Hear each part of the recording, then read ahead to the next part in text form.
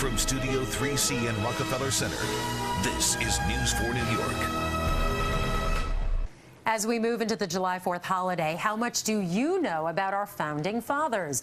They were some interesting people, to say the least. Christina Fry has all the dirt in her book called 5 Rock Stars of the American Revolution. She joins us now to talk more about it. Hi, Christina. Thanks for coming. Thanks. Now, you were originally a motivational speaker. How did you decide to use the founding fathers as part of your shtick?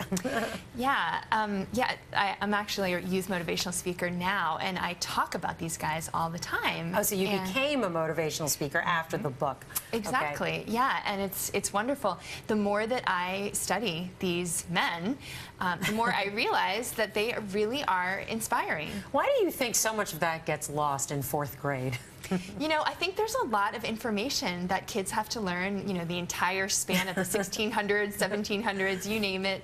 There's not a lot of time to really get to know these people personally. Right, and your own interest was sparked by something that you saw on HBO, right? Yeah, that John Adams HBO miniseries. Right, we were just talking about it. It was a good miniseries, but you really got interested in, I guess, the stories behind, you know, things that we take for granted in history. I was really surprised to see how human they were. Yeah. I was used to seeing George Washington, for example. He's that glum face on the dollar bill. I never felt a personal connection to him, right? But then I saw him on this miniseries, and hey, he's a real guy who made mistakes, and I just wanted to know more. So then how did you research their history, and how did you find, you know, the rock star in each of them? I love that question. Okay, so my little cheat sheet was I started off with a lot of young adult books and kids books. Oh, yeah. Because really, I just needed to get a foundation. And then I went up, you know, I made my way up the ladder to Pulitzer Prize winning authors and, you know, things like that. So now I just read biographies. I'm a huge fan of reading biographies. And is it, I mean, I guess it's much easier to teach kids this way. I mean, they're much more apt to learn when there's like a fun edge to it. Well, it's like a movie. I think a movie is so powerful because it's a story, right? So what I do is I offer stories about these people, and it's just easy to understand stories. So who do you think was the biggest rock star out of the founding fathers? That's always a tough question, but I'm a huge fan of John Adams. Okay. Yeah. He's the man. What was so great about him?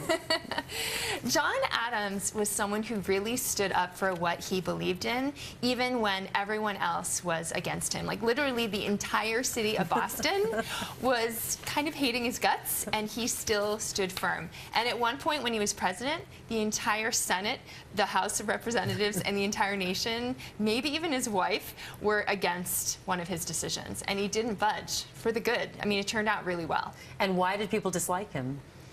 Well, when he disagreed with their approaches, he wasn't really afraid of telling them that they were wrong to their face, you know? So he was blunt. Yes, very. Now, we're celebrating Independence Day. What's something that we don't know about Independence Day or the Declaration of Independence? Well, I always like to remind people that there wasn't that much that happened on July 4th itself. The big day was July 2nd. Oh. Not to poo-poo July 4th, but when you look back in history, July 4th was the day they ratified the actual declaration itself, like the document, not the concept of independence. And at that time, nobody really thought that much of the declaration. They thought it was like a nice memo. You know, it took a long time for that to become this really revered document. So why do we celebrate the 4th instead of the 2nd? You know, I think it just happened by default. You know, they started celebrating in 1777, and it just stuck. Yeah. That's so funny. So it's really July 2nd, not July 4th. Yes. Now, if you have kids, you're trying to offer my kids a meaningful experience, you know, that are fun about history. What would you suggest, like, doing with them? Yeah, I would say whatever you can do to get them to fall in love with at least one character in history. Okay. So watching a good movie or reading a really great biography to them. There's tons of them for kids. Start there. Get them in love with one person. Thank you so much for joining us. You're welcome. It was so interesting. Thanks. That'll do it for News 4 at 7. I'm Pei-Sze Chang. Thanks for joining us, and have a really good night.